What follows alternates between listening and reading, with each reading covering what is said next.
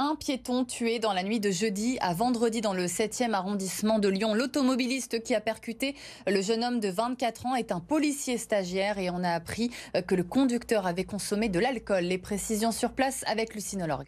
C'est au moment où le chauffeur s'est rendu à la police ce matin, un peu après 7 heures, que l'éthylomètre a révélé qu'il avait consommé de l'alcool.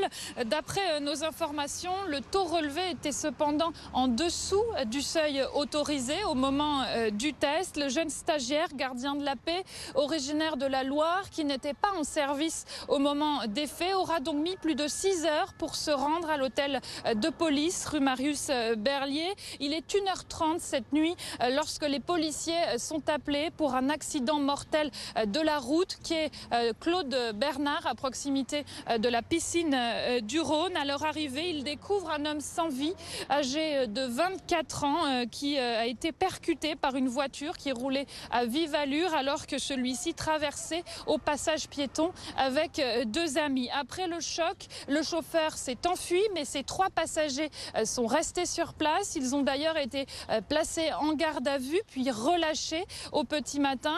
Le chauffeur de la voiture, lui, a été placé en garde à vue ce matin au moment où il s'est rendu. Dans l'actualité également ce vendredi, le suspect placé en détention. L'enquête avance une semaine après le braquage mortel dans un fast-food de Villeurbanne. L'homme de 23 ans, interpellé en début de semaine, a été mis en examen ce jeudi pour vol avec violence ayant entraîné la mort. Il est suspecté d'avoir tué la semaine dernière un employé de fast-food au cours d'un braquage. Il a reconnu les faits. Dans un communiqué, le parquet de Lyon explique que l'homme a déjà été condamné à 2 reprises.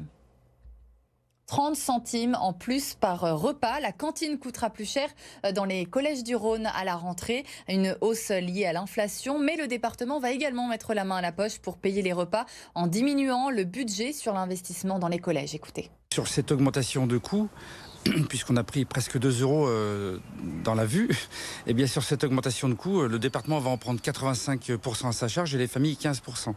On a décidé en fait, pour que ça soit équitable, d'augmenter de 30 centimes le prix du repas.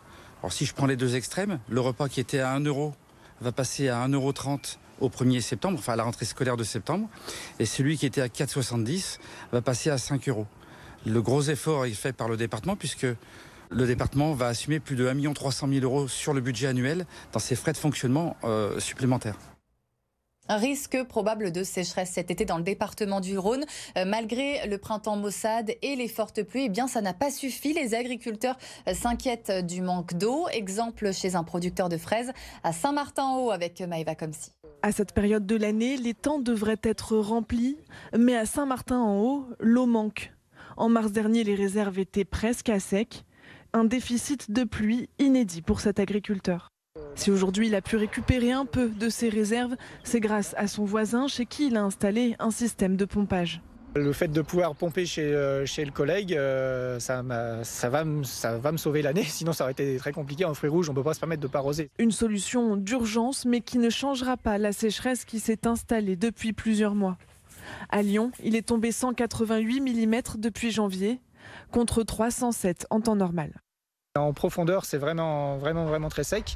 Les nappes sont au plus bas, les sources sont très faibles, même si ça repart un tout petit peu. Pour exemple, là j'ai une des sources qui est sur la ferme, qui en décembre ne donnait rien du tout, ça goûtait même pas, il n'y avait pas une goutte qui sortait.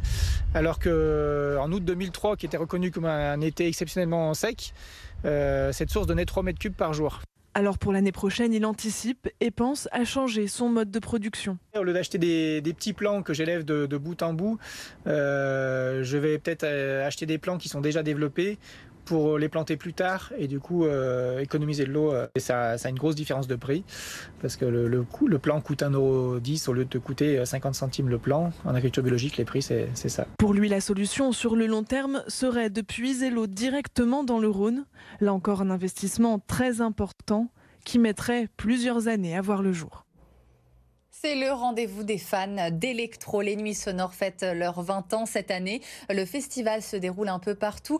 Dans Lyon, jusqu'à dimanche, 200 artistes aux anciennes usines Fagor-Brandt ou encore à la Sucrière. Alors comment se passe cette troisième soirée? Les précisions sur place avec Lauriane Pellao.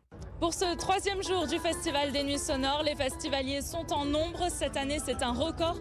Plus de 65 000 personnes ont réservé leur place. Il faut dire que pour les 20 ans de l'événement, il fallait marquer le coup.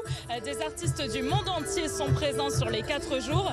Ce soir, en tête d'affiche, par exemple, on retrouve Todd Terje, Camion Bazar ou encore Dixon. Mais il y a aussi de petits artistes émergents parce que c'est aussi ça, les Nuits Sonores, dénicher de nouveaux talents, et c'est aussi ce qui fait la force de ce festival. Écoutez Baptiste Pinsard qui fait partie de la direction artistique des Nuits Sonores.